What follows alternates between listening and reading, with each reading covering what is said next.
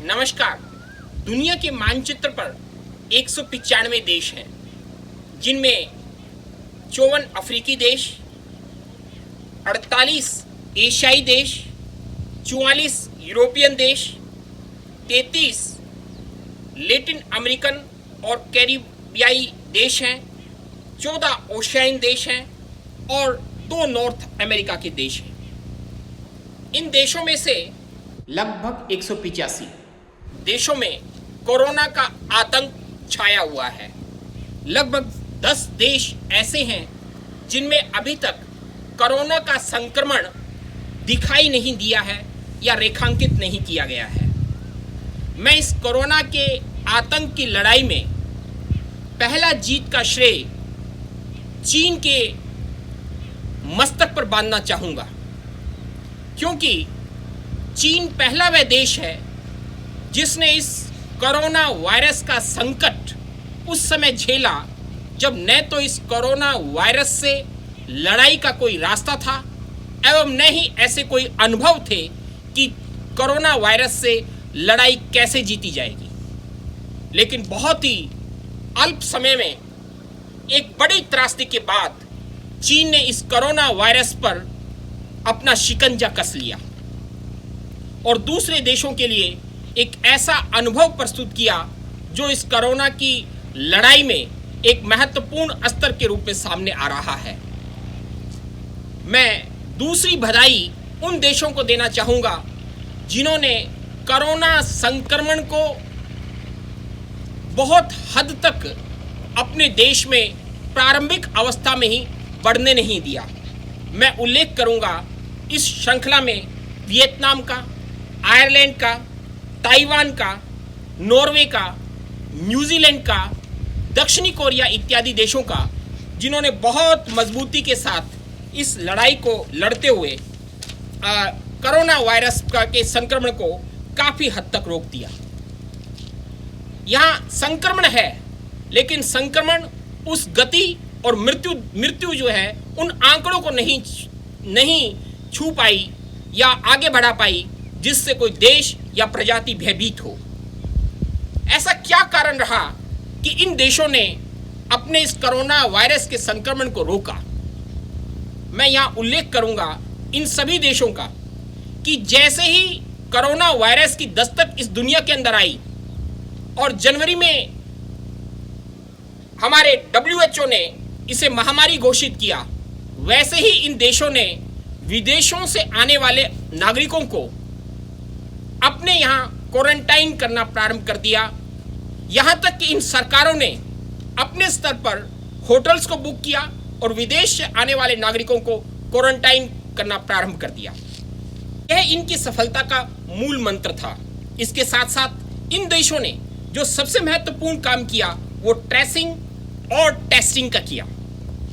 इन देशों ने एक महत्वपूर्ण बिंदु पर और कार्य किया, वह यह किया कि अपने देश के नागरिकों को मानसिक रूप से इस बात के लिए तैयार किया कि कोरोना वायरस के आतंक के साथ लंबे समय तक कैसे अपने जीवन को व्यतीत करेंगे। मैं यहाँ विशेष रूप से उल्लेख करना चाहूँगा दक्षिणी कोरिया का। दक्षिणी कोरिया जिसने अपने इस कोरोना वायरस के आतंक के दौरान अपनी असेंबली के चुनावों को भी संपन्न करवा दिया। दक्षिणी कोरिया ने दुनिया के सामने एक मजबूत उदाहरण प्रस्तुत किया कि कैसे कोरोना वायरस के आतंक के दौरान अपनी दिनचर्या को आप नियमित रूप से चालू रख सकते हैं। मैं सिंगापुर की बात करूंगा। सिंगापुर ने किस तरह से जागरूकता अभियानों को चलाया। कोरोना वायरस के प्रारंभिक आतंक के दौरान सिंगापुर की सरकार ने अपने विद्यालयों को भी बंद नहीं किया। उन्होंने बल्कि विद्यालय में आने वाले विद्यार्थियों को जहां नियमित जांच की, वहीं उन्हें कोरोना वायरस से लड़ने के सूत्र जैसे मास्क पहनना, जैसे देह से देह की दूरी को बनाए रखना, जैसे हाथ को बार बार धोना, इस बात के लिए जागरूक किया और अभ्यस्त किया।